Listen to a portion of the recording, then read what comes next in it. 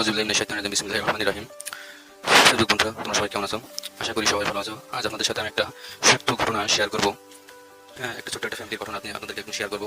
এটা হলো কি, বাংলাদেশ চলচ্চিত্র জগতের যে এফডিসি আছে, ওখানে একজন কর্মচারী রোববার খুব ভোরে ঘুম ভাঙে 7 বছর বয়সী হৃদয় চন্দ্র সাহার।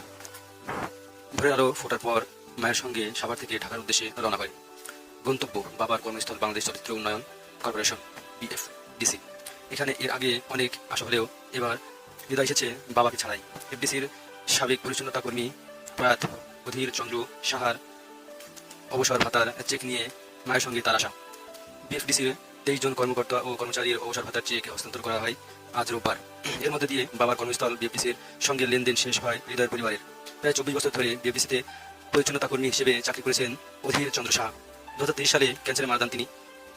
যা সম্বল ছিল ক্যান্সারের চিকিৎসা তা হারিয়ে 2 সন্তানকে নিয়ে অকুল পাথারে পড়েন তার স্ত্রী সিয়ারানী দাস। সন্তানদের পড়ালেখা বন্ধ হয়। স্বামীর অবসর ভাতার জন্য বিএফডিসির প্রশাসনিক ভবনে কর্মকর্তাদের দুয়ারে দুয়ারে কয়েক বছর ধরে ঘুরেছেন তিনি।